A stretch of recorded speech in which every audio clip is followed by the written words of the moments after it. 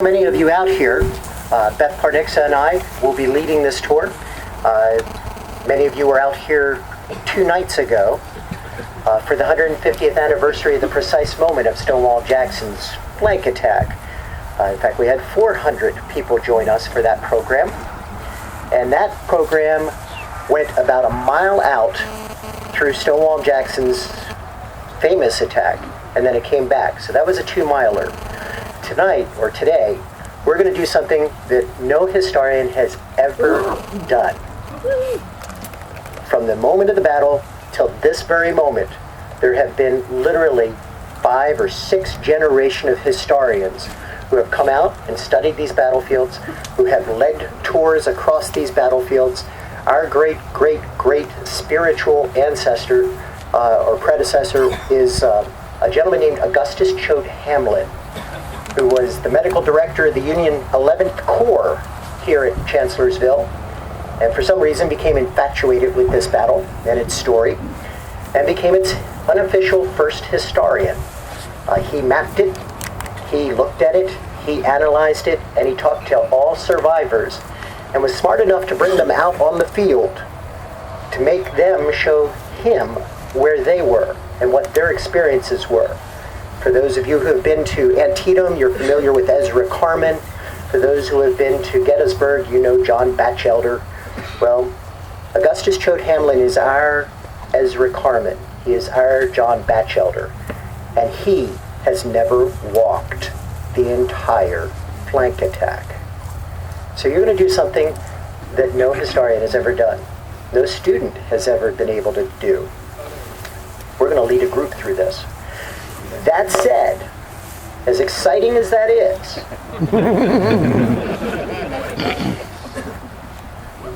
there is a caveat to this. This is going to be something that hasn't been done for a very good reason. It's not easy. We're going to go 2 miles out, and we're going to come 2 miles back. So this is a 4-mile investment of your lives. This is the longest program, not only in time, but in space, in distance, of the entire Chancellorsville program. So be wary of that. Be mindful of that. I know that you're excited. We're excited. I know you can hear the cannons at Hazel Grove.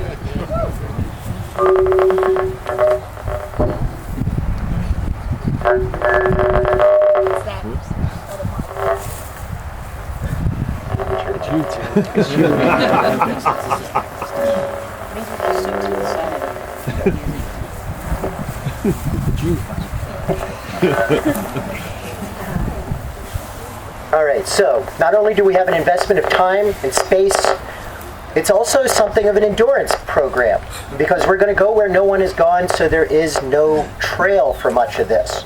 We're going to be going through wilderness in very real sense in many places. I'm glad to see that you all have proper foot gear.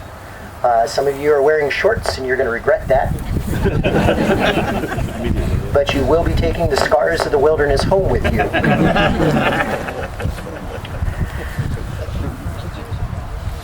But I want you to keep in mind several very, very important things about this in a physical realm. Number one, that this is not a race. We are in no tremendous hurry. This is an endurance program. So we are going to function as one. We are going to stay together. We are one block. Nothing happens until the whole group is up. So there's no need to race ahead. You're not gonna get any great advantage of that. Number two, you have to be honest with yourself about your ability to do this walk, because it is rigorous. We're going in an area that, quite honestly, I've never covered until very recently. I've only been across it twice. Beth has been across it twice, and we're the only ones that can say that.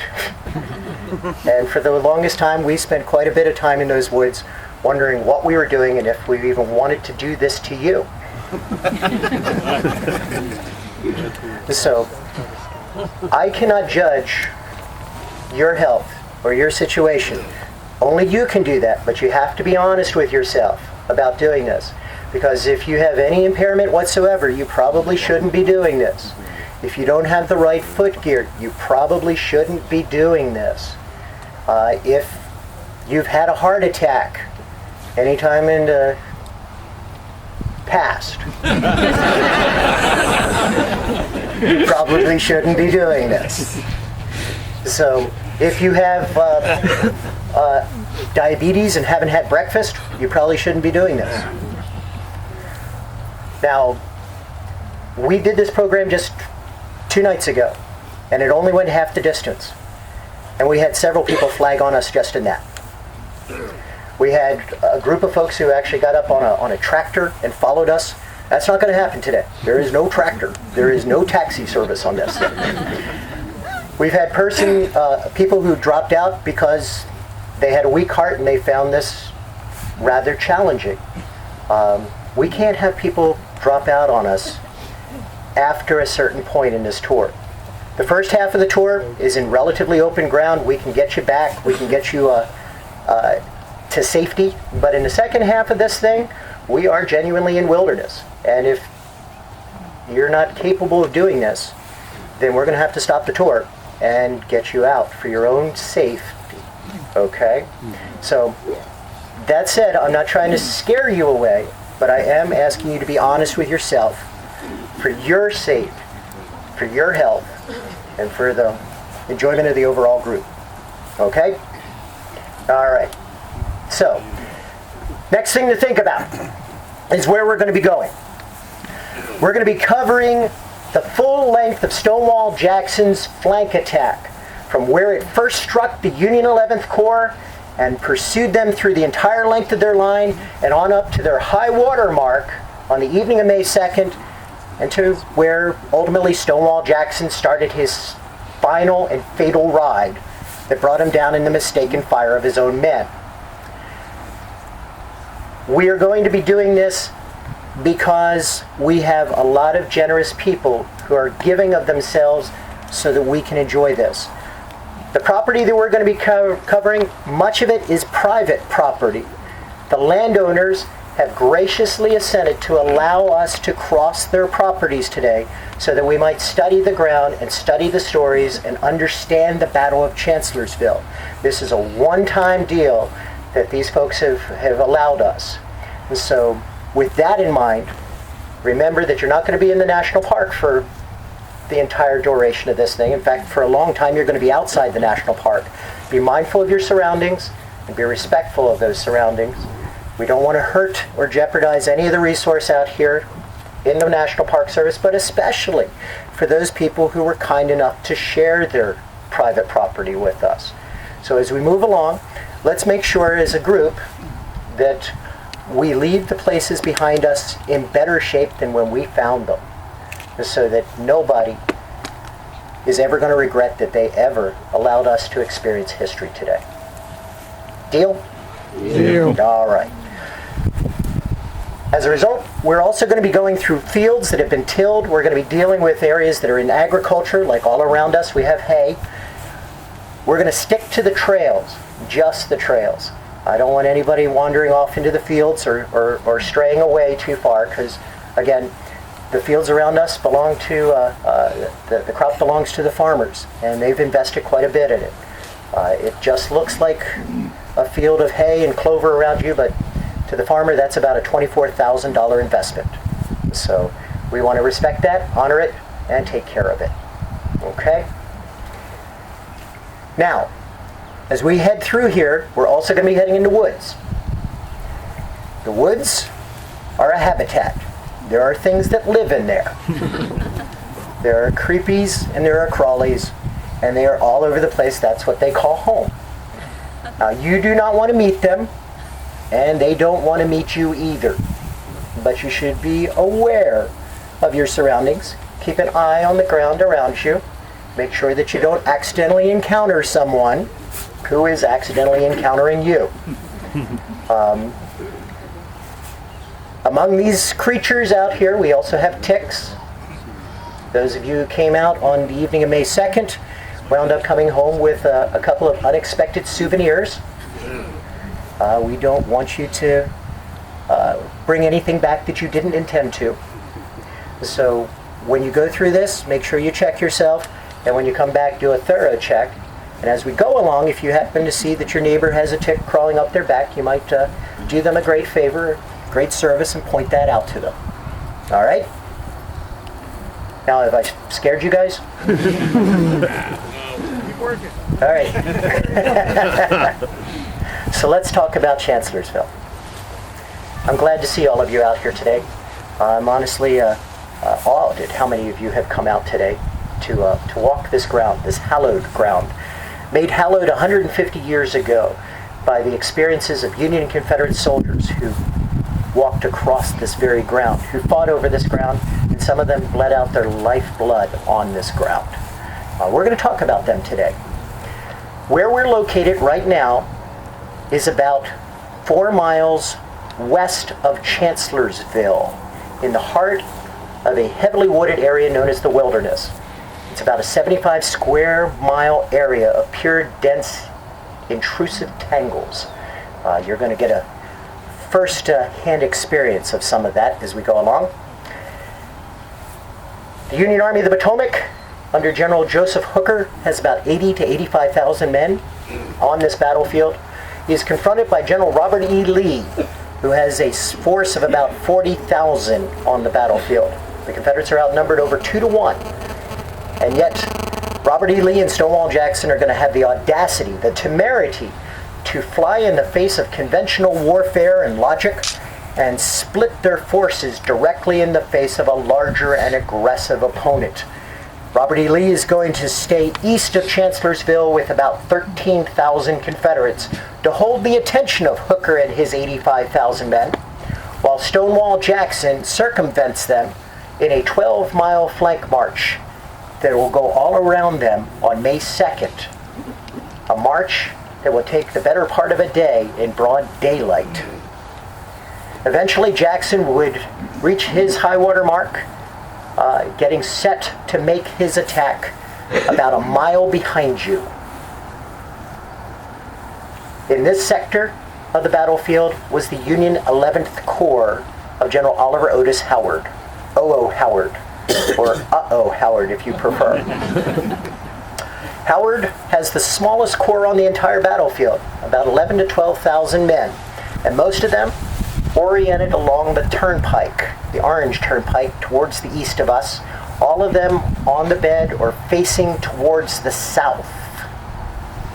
Very few of them are guarding the road itself or facing west, where Stonewall Jackson was starting to marshal his forces.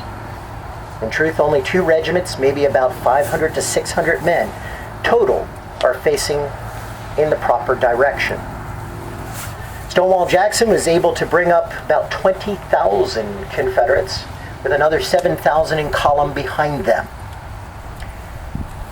As for the Confederates being outnumbered in the overall situation of the battlefield, here they have the numerical advantage to their benefit. They're going to outnumber Howard almost 2 to 1. Most of the Union Army has not only fixed its attention to the east of us, oblivious to what's going on to the west of us, but they have also gotten engaged in a fight to the south of Chancellorsville at a place called Catherine's Furnace.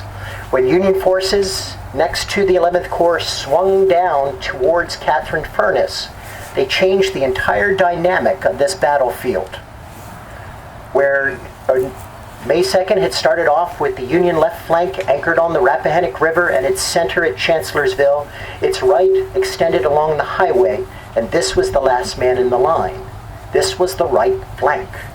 But when the center of the line swung like a door down to Chancellorsville, it reconfigured the entire defense. The left was still on the river, the center was still at Chancellorsville, but the right now was south at Catherine's Furnace. So what does that make the 11th Corps? It is not the right flank, it is the rear. It is the reserve, and it must stay mobile that it might be fed into any sector of the front. Being mobile required them to stay on the road, which prevented them from creating a defense if they even needed it. In the course of the day, Union pickets have been out in the woods, scouring the front, being vigilant, and quite a few encounter Confederates off to the west of us. They've engaged Jackson's skirmish line. They know that it is tough. They know that it is obstinate. They are concerned about its tenacity, but they don't know much beyond that because they're unable to penetrate that curtain of skirmishers. They're able to report to their division commander, Charles Devon, that there is a sizable group of Confederates out in those woods within a mile of the right flank. And General Devon's discounted it because he had had it from on high that the Confederates were in retreat this day. They were trying to get off the battlefield. They were trying to escape. Having Confederates to the west of us seemed logical because that was part of a rear guard that was guarding the exit routes out of the wilderness. It was protecting Lee's base to the west of us near Gordonsville. So it seemed logical to the generals who are trying to spatially understand why there would be Confederates in those woods. Union pickets didn't have that same reconciled belief. And so they went over their division commander's head. They went to their corps commander, Oliver Otis Howard, and Howard assured them that the Confederates were in retreat. There was nothing to worry about. In truth, while they know there's Confederates out there, those Union pickets could not quantify it. They couldn't say whether there were 800 or 8,000 or 28,000 Confederates out there because they never saw them. Jackson's guards had done a superlative job. At 5:15 on the evening of May 2nd, 1863, Stonewall Jackson unleashed 20,000 Confederates against this relatively unsuspecting corps. Most of the Union soldiers were lounging in front of us, cooking, preparing 3 days' rations so that tomorrow they could start the pursuit of the retreating Confederates.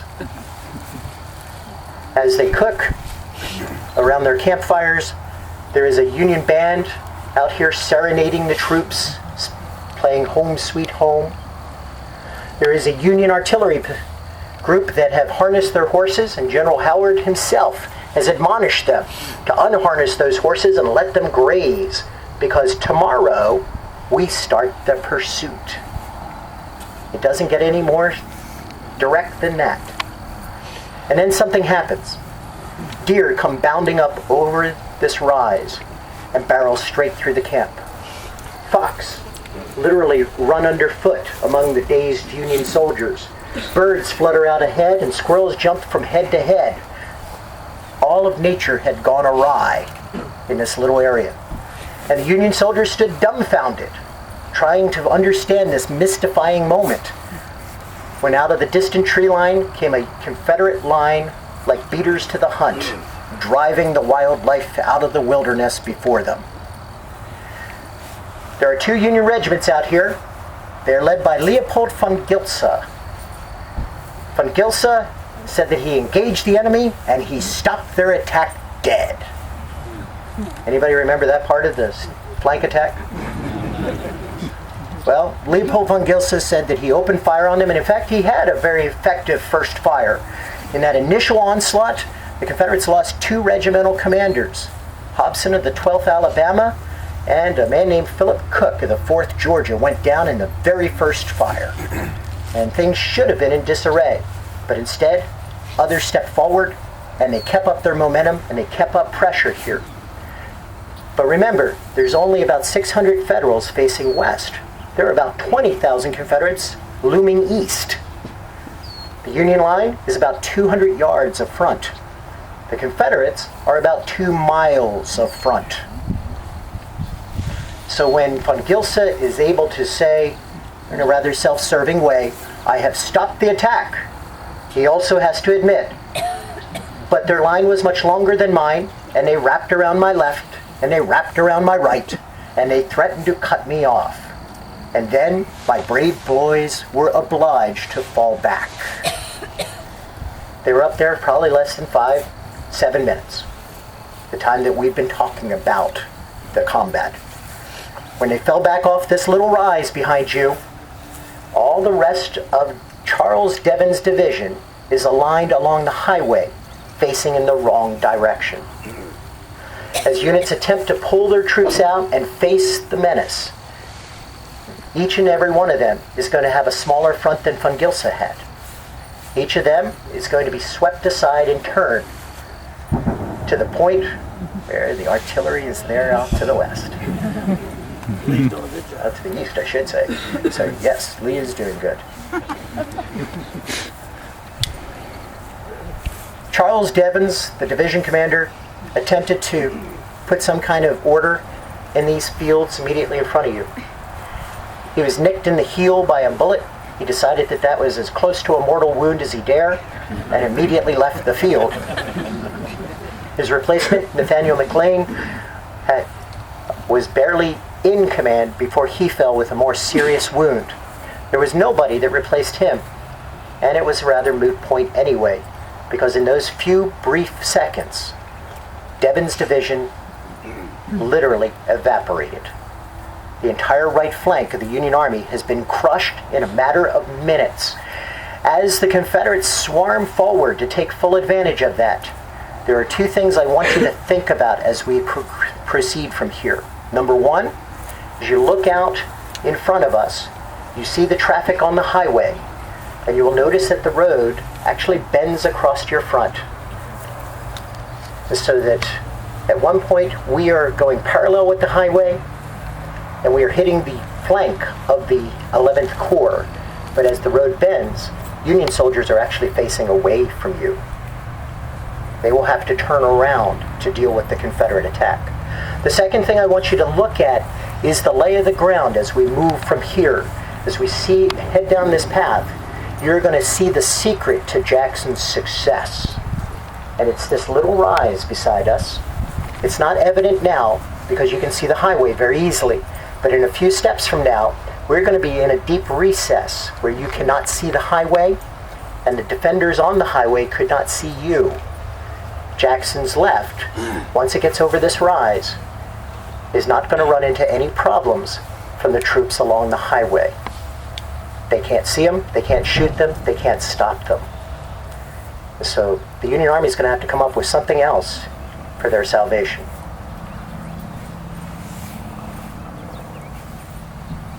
You ready? Ready.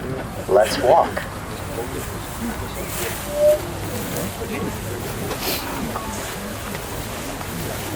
We're chatting right now, but we're not actually doing the program, so don't worry that you're not missing anything. But there has been a good question raised up front about perception.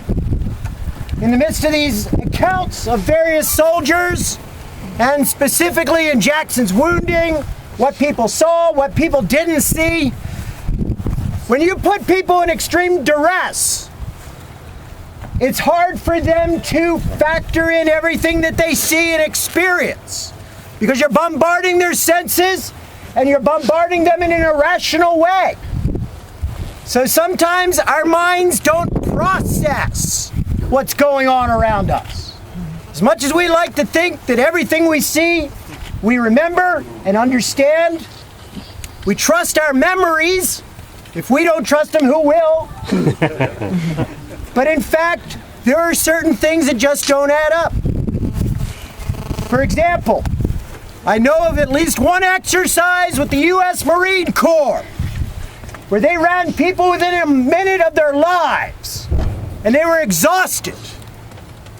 And they stuck them in bleachers and DIs proceeded to talk to them about the most uninteresting, mundane stuff you could come up with, while a band paraded back and forth in front of the bleachers.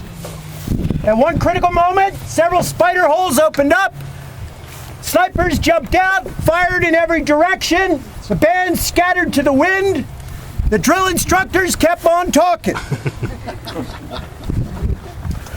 And after 10 minutes, the drill instructors asked them specifically, how many shooters? And some people counted 2, and some counted 4, some counted all 5. But nobody ever identified that one of the shooters was dressed like a clown. because it's irrational. And as a result, the mind has a tendency to process everything, and if something doesn't fit into any neat compartmentalization, it's pretty easy to discard it. Now, we are putting people under extreme duress out here. They are in a life and death situation. It is irrational by definition. So how much can they process? How much can they remember? Some of it does become quite indelible. And sometimes the veterans get together and they talk their way through it, and they remember things together. And sometimes that becomes collective memory. So that's something that we always have to look at critically as we read through the accounts of the various participants about what they could see, what they could remember, and how well they could remember it. I know of at least one soldier who wrote about his experiences in battle here, and he said that it was the most god-awful thing that he had ever been in his life. He wrote home immediately after the battle that it had completely unmanned him, and that he had defecated on himself because he was so scared. Within 3 months, he was writing letters about how this was a terrible experience and an unfortunate experience and one of the most awful things mankind could do. But he didn't talk about anything about himself, especially about his britches. Within 3 years, by the end of this war, he was writing about this was a terrible ordeal that we all had to go through. Now he's starting to weld himself in among the overall or overarching experience. And within 30 years, he talked about this being the greatest moment of the greatest generation of the 19th century, and that this was the ultimate trial, but the boys had to stand up to it, and they were game. This was a man who defecated on himself. And yet, over the course of time, he's not being disingenuous with you. That is how he genuinely remembers it. So, be aware of that. Sometimes you'll find that historians are going to cling closest to the words of those at the moment. But even then, would they remember the clown? Now, I'm not saying that to be funny. I'm saying that to be honest. So, just be aware of that what we're looking at, we look at in the relative safety of the modern world. But the place we're at right now was a horrid death trap on May 2nd, 1863. Now, you just went through a deep valley, and you got to see nothing. In truth, all the troops out on the highway behind you were unable to see you. They couldn't interdict you. They couldn't stop Jackson's left. But there is a solution for the Federals, and it's right here where we are. This was an open field in 1863. This was called the Hawkins Farm. This is private property. It still belongs to the Hawkins family today, and we are here as their guests today. So be mindful of that. The tree line off to your west is historically accurate, and we have watched all in those fields behind you the demise of Charles Devon's Union Division, one of 3 in the 11th Corps. The next division belongs to Carl Schurz, and he made his headquarters here at the Hawkins Farm. His troops were billeted all around here, immediately in front of you and off to your right, down in the valley. But over the course of the day, as he hears rumblings about Confederates off to the west, and while his Corps commander is uninterested by such talk, he is at least a little bit more circumspect. According to his own memoirs, and again, these might be a bit self-serving, he begged his Corps commander to allow him to adjust his line and face west. He said that the Corps commander partially agreed with him, and as a result, he was able to take 1 brigade of troops and put them out here on this rise. The reason I say that this is a little bit self-serving is that he doesn't ask for it until the flank attack actually commences. And so it's the sound of fire off to the west of us with Von Gilsa that all of a sudden we see a mobilization in this part of the line. The first brigade that's going to be able to rush out here to deal with the new problem is going to be the brigade of Vladimir Krzyżanowski. And as Krzyżanowski's men come up the rise from before you, they're going to send skirmishers hurrying out ahead of them to infiltrate those woods, to alert them to what they're dealing with. Is it a small attack limited to the highway? Does it extend into the woods to the north of it? The skirmishers barely penetrate into those woods before they run right into a massed block of Confederates hurrying towards them. There's a rapid exchange of fire, and then the skirmishers are driven back out into the field. Krasnowski's brigade doesn't even get to the wood line. They have to form line out in the open, about 75 yards short of that wood line. We're roughly on this little hill where we're located now. This little ridge is going to be a matter of life and death for them. For about 10 to 15 minutes, this is going to be a horrendous nightmare clash of Confederates at the edge of the trees, blazing into these Union forces located in open field, and the Federals responding as fast and as hard as they can. The advantage should be with the Confederates under the benefit of cover and trees. According to the Federals along this line, they couldn't see their enemy. They could only hear their fire and see the smoke billowing out of the trees, and that's what they fired at. But in fact, the Federals do have an advantage that none of them had anticipated. Because they arrived late and didn't get to the tree line, they took cover behind this little ridge. This little hillock is going to protect part of their bodies and minimize the casualties. So they're going to be firing over this rise, being slightly in defilade. That cover is going to protect and save many lives. As this firefight develops, again, it's 10, maybe 15 minutes, but it's only a limited front. It's only as wide as this field. It's the first contact that the Confederates on this part of the line have had, but it doesn't stop any of the Confederates on the highway from proceeding past us. And again, the line extends for almost 1.25 miles to the north of the highway, so it easily circumvents this field as well.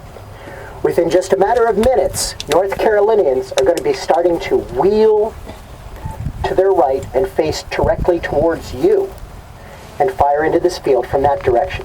So Confederates are going to be firing from this direction and that direction.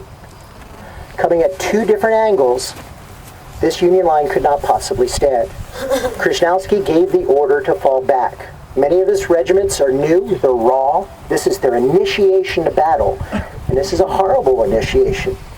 But some of them are so green that they're unaware that this is beyond endurance, so they stick. Colonel Jacobs of the 26th Wisconsin receives the order to retreat, and he ignores it because it's unmanly. You don't surrender, you don't fall back, and he orders his men to hold this field. Their brigade commander comes up and yells at Colonel Jacobs and says, "Retreat at once." And the man digs his heels in and says, "No." Krasnowski has to ride down the length of his line on horseback, under fire, literally hanging off the side of his saddle and grasping the neck of his horse, as one person said, in the style of his Polish ancestors, riding like a Cossack on the side of his horse, screaming at the men, "For God's sakes, men, run!" When they leave this hilltop, Krasnowski has already come up with a plan. A New York regiment and an Illinois regiment are going to step back about 30 paces, and as the Wisconsin men retreat through them, they're going to open fire. The 26th Wisconsin is then going to regroup, and as the Illinois and New York men fall back, they will open fire. They're going to leapfrog each other as best they can. Now that's the idea, but it quickly falls apart because much of the leadership out here, the directors of these events, are going to be falling left and right. The commander of a Pennsylvania regiment, Colonel Motzberg, is going to be surrounded and captured in this open field. And when he's gone, who will direct his regiment? Who will tell them where to stand and fire? No one. So they keep going. At this point, all pandemonium breaks loose on this little hillside beside us, and we see Schurtz's division running for its life. We see not only Krasnowski's brigade running, but their sister brigade under Alexander Schimmelpfennig also dashing off the field. According to a lieutenant of the 26th Wisconsin, a man named Joseph Dorflinger, who had been wounded on this hilltop, he said that his regiment had 650 men, and they lost almost 190 of them for this little hilltop. For only 15 minutes, 200 of one regiment fall in this spot. Dorflinger was one of those, and as he lay on the ground, wounded in the leg, he tried to get up, stagger off the field, but he lost too much blood, the world went woozy, and he dropped. As he lay on the ground directly in front of you, the last thing he saw were 6 lines of Confederates pass him. 6 lines of the victors, he said. And then everything went black. He would be here for the next 17 hours in this field before he was given medical attention. 17 hours laying in front of you. Meanwhile, the Confederate onslaught has been running into momentary interruptions. Stops by von Gilsa, stops by Krishnowski, but every one of these is easily and quickly overcome, and the momentum is still with the Confederates, and they are going to drive this attack in pure pandemonium down into the valley in front of us, down through the Hawkins farm. One division is down. Devens no longer exists. 2 divisions are now down. Schurtz's division is in flight. The only regiment that is still intact, incredibly, is that 26th Wisconsin that had been butchered on this hilltop. Again, so green, they literally stand with Colonel Jacobs, who, though he didn't want to leave, is compelled to, but he is determined to make sure that they leave on the walk. So, we're going to be following in their footsteps. Yes. Oh, yes. My partner, Beth Parnicza, is looking out for you better than I am, and reminds me that as we move along the path down towards the Hawkins farm, there is going to be a barbed wire fence on our right-hand side. It is electrified. Do not touch it. You will not like the sensation. So.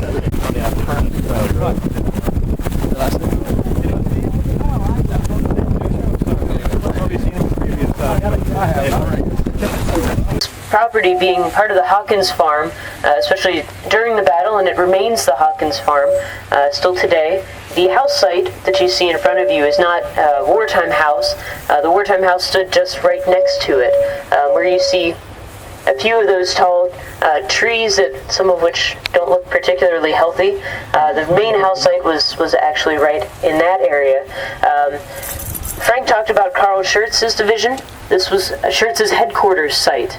And as these men begin streaming back past this site, they are so demoralized that the headquarters staff also has to evacuate extremely quickly, so quickly that one of the staff officers here actually leaves his sword behind. And so you can tell the haste with which many of these men are evacuating. Though at the time, this is also, of course, the Hawkins family home, and the family is at home during the battle. The family itself is huddled in the cellar, but the women come out and start cheering once the Confederates overrun this position. One soldier in the 13th North Carolina wrote, "The ladies came out amid a storm of shot and shell and waved their handkerchiefs and told us to come on. We gave 3 hearty cheers for the ladies. That fairly made the earth tremble. They were wild with joy. I never saw anything equal to it." So we see and we talk often about the courage of soldiers, but what about the courage of these ladies to come out on their porch in the middle of a battle? I don't know about you all, but if a battle runs past my front porch, I'm going to stay in the cellar. But it also brings us to a larger point. These ladies felt so strongly about their own cause that they're willing to come out and cheer on the Confederates as they run past. In a war of democracies, even when these ladies can't vote, every voice matters. And their support of these Confederate soldiers matters in the end. And when every battlefield is most likely a home before it becomes a battlefield, there's no person that's going to be left untouched by this war, even if they stay at home, as these ladies did. But they're not alone in the house. Alexander Hawkins is also home. He had enlisted in the 47th Virginia, but after battling illness, had come home to recuperate, and was working on the family farm when the battle started. Alexander later stated that when he saw his regiment pass by the house, it was too much for him, and picking up a gun, I went off with them down the road, yelling with the rest of them. So we see that the power of Jackson's attack is not only a physical power in terms of sweeping off 2 divisions so far of Union soldiers, but definitely a psychological power as well. So much so that Alexander Hawkins gets swept up and runs off with his old regiment. You can tell it also from the frantic energy that's overtaken many members of the 11th Corps, the degree to which they are running and the terror that possesses them as they run. After the battle, after the troops have long run past this area, many of them stayed. Many of the Union soldiers who tried to run past this house were compelled to stay because they were wounded in the course of this action. And this house and the yard will be overrun with Union prisoners of war, wounded. The worst cases, one said, covered the floors of all the rooms, but there were also men outside. The Confederates, who later regarding them, did their best to make the Union prisoners comfortable, but in many cases they were exposed to the elements and there was very little that they could do. This was, as we already mentioned, a home before the battlefield, but again a home where the inhabitants are actors in the battle, which makes this infinitely more significant. I want you all to think about how overwhelmed these folks were when war swept over them, but then also how strongly, again, they felt for the Confederate cause that compelled these ladies to come out and cheer them on, and Alexander to join the attack. As we stand here, we can, in some ways, step through time. We're still standing on the Hawkins farm. 150 years ago, we would have been standing on the Hawkins farm. In this way, simply by their continued presence here, continuing to farm the land, take care of this place, we can see that the war wasn't all that far away. Too often I think we consider these men almost foreign agents, people out of stories. But the Hawkins of the time were every bit as tough as the Hawkins are today. Hopefully every bit as friendly, and we can see a very tangible connection as we stand here on the Hawkins farm with the Hawkinses of 150 years ago, and also with the soldiers who suffered here in the yard as well. But with that, we're going to continue to follow the Union soldiers as they retreat through these fields, and they're going to encounter a brief obstacle as we continue on. Thank you! 37.5.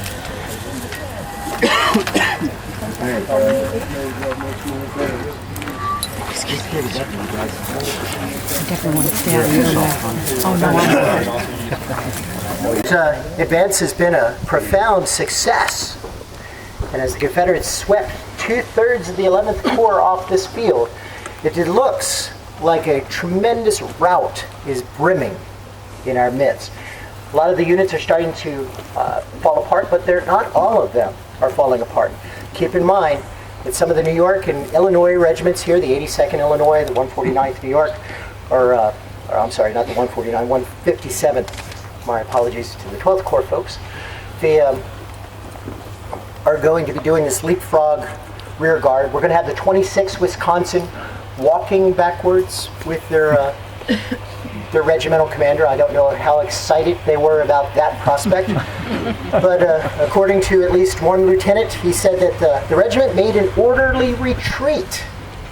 Adjutant George W. Jones remembers walking up the slope on the east side of this, what he said, the east side of Hunter's Creek, also known as Gold Run, on account of it carrying gold.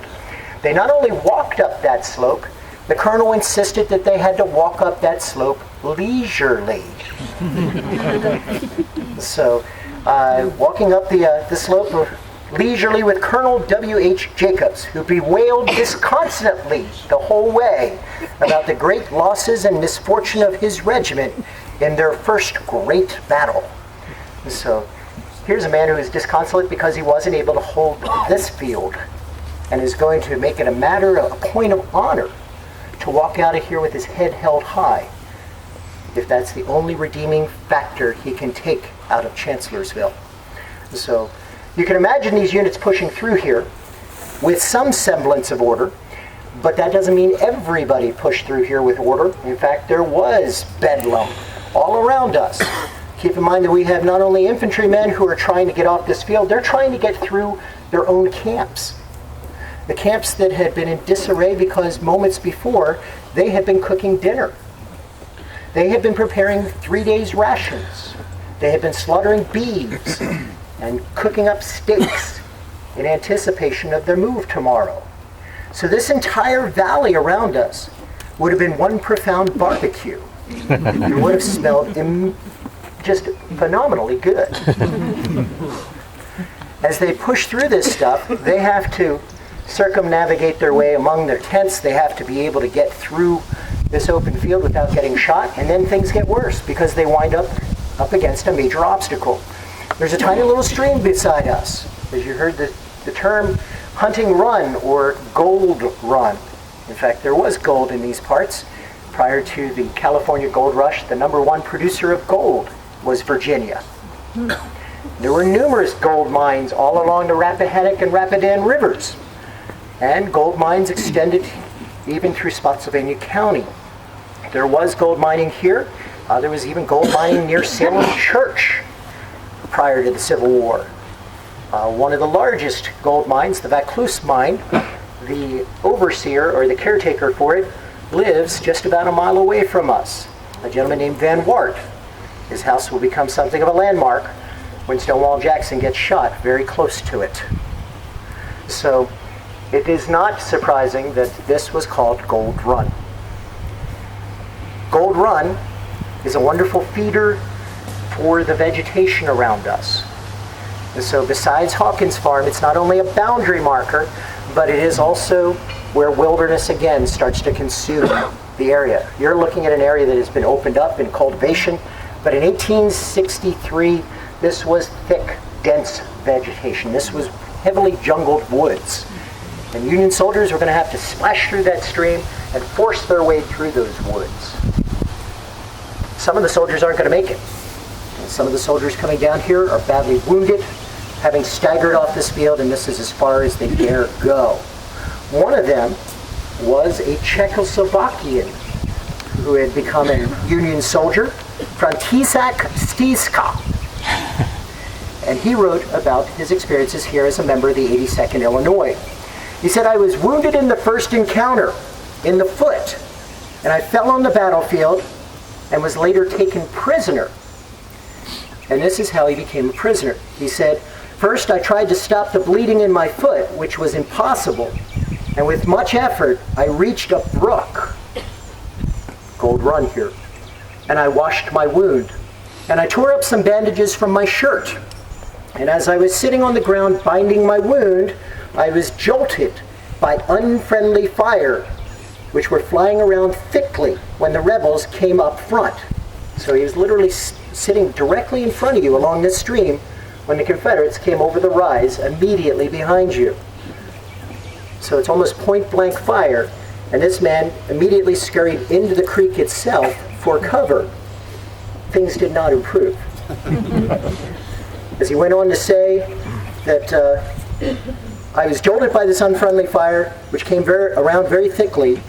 I was again jolted at this moment by shots from our side. So I remained in the creek until dusk, trapped in this spot. After dusk, he literally collapsed on the slopes or right beside the stream.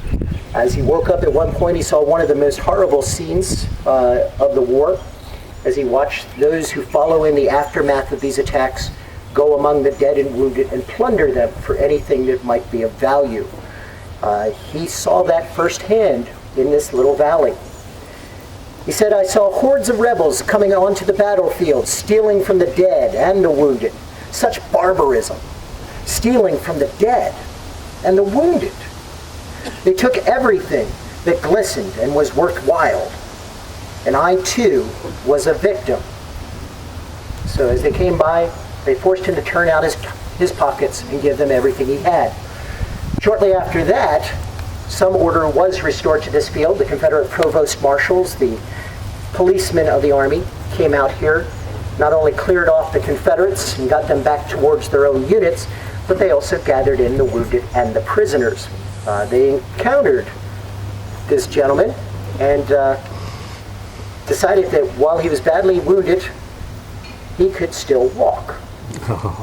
And they insisted that he walk to a field hospital, because only Confederates get to be put on stretchers in their mind that night. And the hospital, as you heard, is the Hawkins house. So he had to go back, walking up this slope, going back to where this nightmare had all begun for him. And there, surgeons had to work with him and save his life ultimately. For those who do not stay on this creek, for those who keep on going, who are scurrying for their lives, the woods are a major obstacle, but the woods are also a cover. They're no longer drawing immediately from the small arms fire unless you're right at the edge of the creek. And as they get deeper into those woods, the Confederates have to keep them on the run. They have to keep that pressure alive. So the first thing they're going to do is introduce artillery into this battle for the first time since the attack began. We're going to put artillery right on the rise by the Hawkins house, and they will shell the woods, making sure that it is an unhealthy location that no one would linger in, no one would be able to form a defense in. And as soon as they could clear that, we can see the Confederates push in and push on, keeping this attack alive. They can't be stalled by federal resistance. They cannot be stalled by nature. So where they run into encounters like this, they have an answer. If it's infantry, they meet it with infantry. If it's the woods, they meet it with artillery. So the thing to be impressed by here is that the Confederates have an answer for a piece of ground that they have never seen before, have never encountered, didn't know existed. But in real time, as they encounter these things, they have a solution. They're prepared for this.